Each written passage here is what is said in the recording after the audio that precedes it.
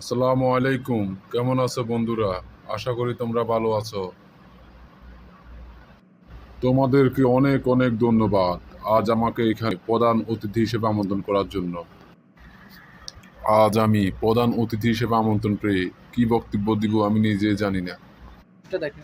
Sir, নেতা হতে গেলে কি কি গুণাগুণ থাকা দরকার? আপনি কিভাবে নেতা হয়েছেন? যদি এ সম্পর্কে আমাদের একটু ধারণা দেন তাহলে আমরা একটু অনুপ্রেরণা নিব। হ্যাঁ, অবশ্যই। নাম আমার সহমত খান, বাড়ি পাবনা। তোমরা আমার সহমত ভাই বলে ডাকবে। কিন্তু স্যার, আমরা তো জানি আপনার নাম নিয়ামত। সহমত হলো কবে?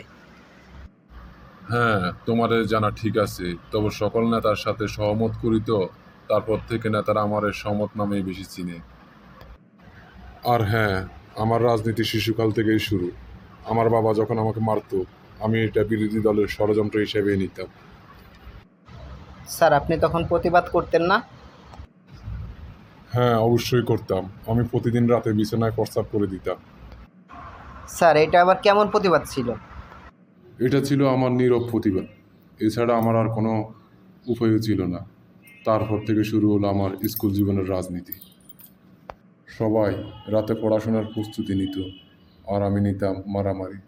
কিভাবে ষড়যন্ত্র করা যায়।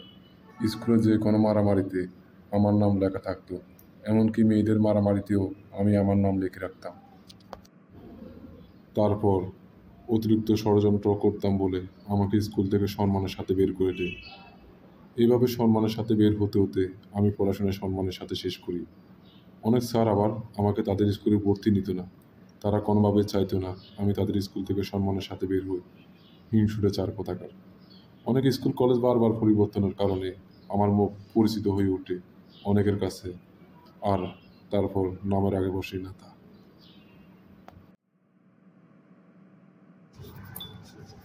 ধন্যবাদ ভিউয়ার্স, এতক্ষণ আমাদের সাথে থাকার জন্য। এবং যদি আমাদের ভিডিওটি ভালো লেগে থাকে তাহলে লাইক, কমেন্ট, শেয়ার এবং সাবস্ক্রাইব অবশ্যই করবেন। এবং আমাদের পরবর্তীতে ভিডিওটি পেতে বেল আইকনটি বাজিয়ে রাখবেন। আসসালামু আলাইকুম। এবং আমাদের দেখা হবে পরবর্তী কোনো এক ভিডিওতে। ধন্যবাদ সবাইকে। সবাই ভালো থাকবেন আশা করি।